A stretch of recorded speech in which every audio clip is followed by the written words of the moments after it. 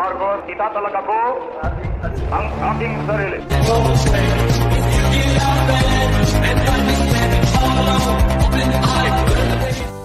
The contribution of Marcos administration in the field of science and technology to the Philippines. So who is Ferdinand Marcos? Ferdinand Emmanuel Adrielin Marcos Sr. was a Filipino politician and a lawyer. He was born on September 11, 1917 and died on September 28, 1989. He is the 10th President of the Philippines, and he was the President of the Philippines from 1965 to 1986. The achievement in the field of science and technology. During the Marcos administration, a multitude of structures, parks, and public transportation systems were constructed. All of these are attributed to the administration's long-term outlook on the country's development. Some of the infrastructures that would be mentioned were built back then and are still in use today. In 1974, President Ferdinand Marcos signed the Presidential Decree No.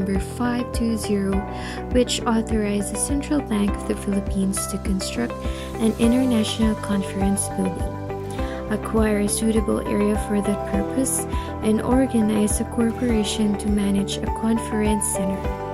Thus, the PICC, or the Philippine International Convention Center, now located in the Cultural Center of the Philippines complex in Pasay, Metro Manila, was organized under the Corporation Code.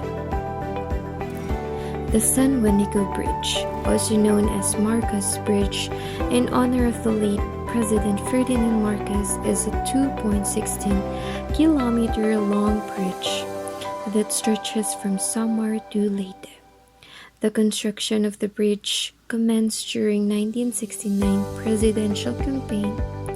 It was finally completed 4 years later in 1973 and was inaugurated on July 2 in celebration of Imelda Marcos's birthday. How did it shape the Philippines as a nation?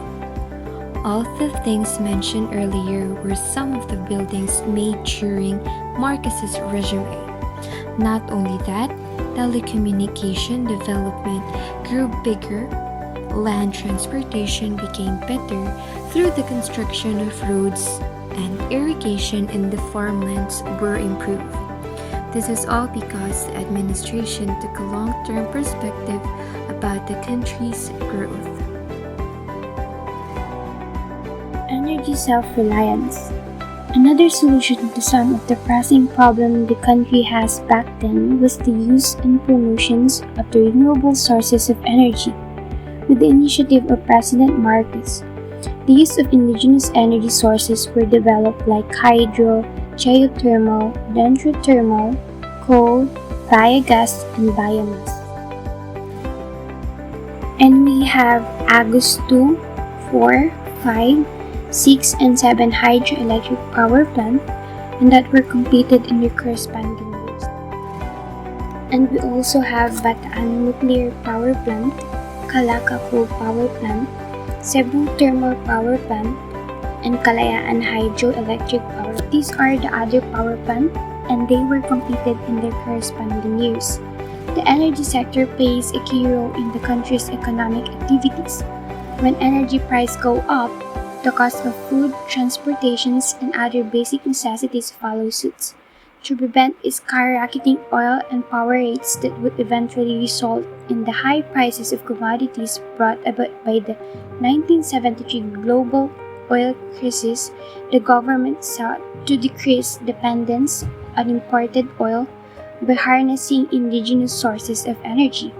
As a result, the Marcos regime completed 20 power plants. So how did they shape Philippines as a nation? This has put the country into great leverage because we are not 100% dependent on oil from the Middle East unlike other countries.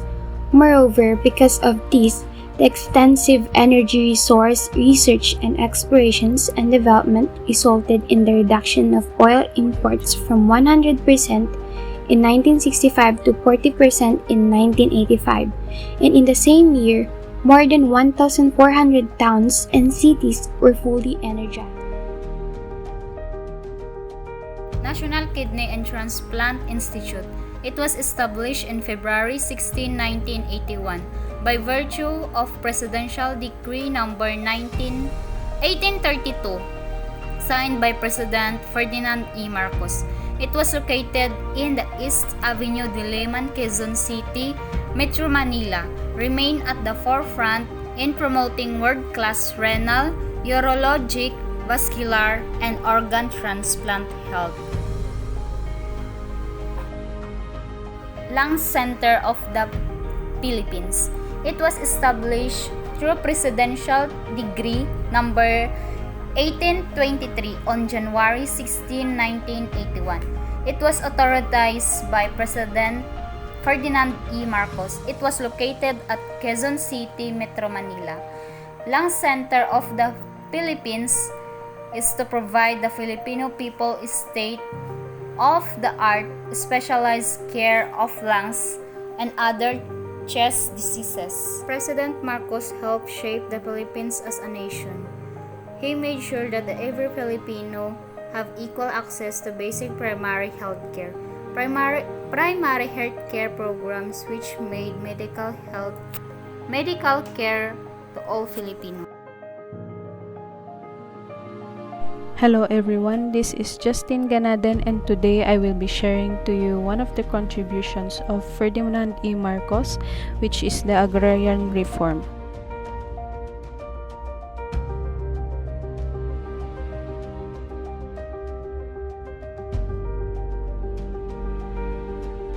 So just to give a brief history of the agrarian reform.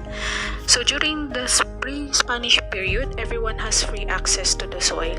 Then during Spanish period until the new Republic of the Philippines before President Marcos, we have the system of tenancy where farmers are tenants only of the soil they're tilling, and the agricultural produce or the income from selling this agricultural produce shall share between landlord, which has a higher share, and the tenants.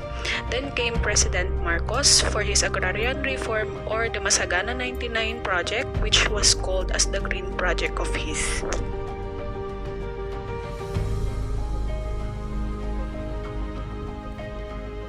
Ayun. So it was very helpful for us today na magkaroon ng agrarian reform. This is only not in the side of agriculture but also of course for the technology. Kasi first may tulong na maibibigay sa mga farmers, and then it paved way to the creation of technology para makapag-produce ng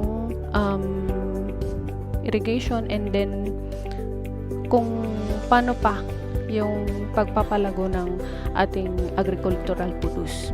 So that's all for today, and thank you for listening. Hello everyone, I'm Jassy Nicole de la Rosa, and I'm about to discuss the contribution of our former President Ferdinand Marcos' influence on the educational system we have today. It is a common Filipino trait to remember the bad and forget the good. That is the reason people choose to remember President Marcos through the fictitious and cruel acts attributed to him and his government.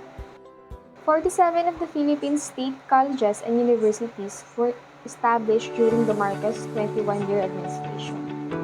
Two of these, the Mariano Marcos State University in Ilocos Norte and the Don Mariano Marcos Memorial State University in La Union, were named after Marcos' father, Mariano. The Philippine educational system underwent two major periods of reconstruction under the Marcos administration. First, in 1972, as part of the ideology of the Bagong Lipunan, New Society, alongside the declaration of martial law. And second, in 1981, when the Fourth Philippine Republic was established. The 1972 Reconstruction marked the first major reconstruction of Philippine education since the arrival of the Americans. at the turn of the 20th century. In addition, he attempted to synchronize the educational curriculum with the administration's economic strategy of labor export.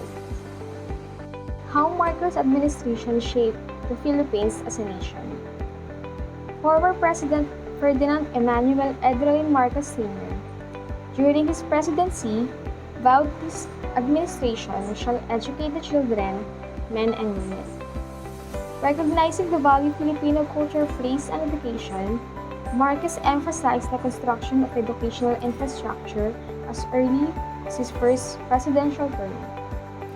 By being more willing than those previous presidents to use foreign loans to fund construction projects, he was able to achieve and construct more roads and school buildings than any previous administration.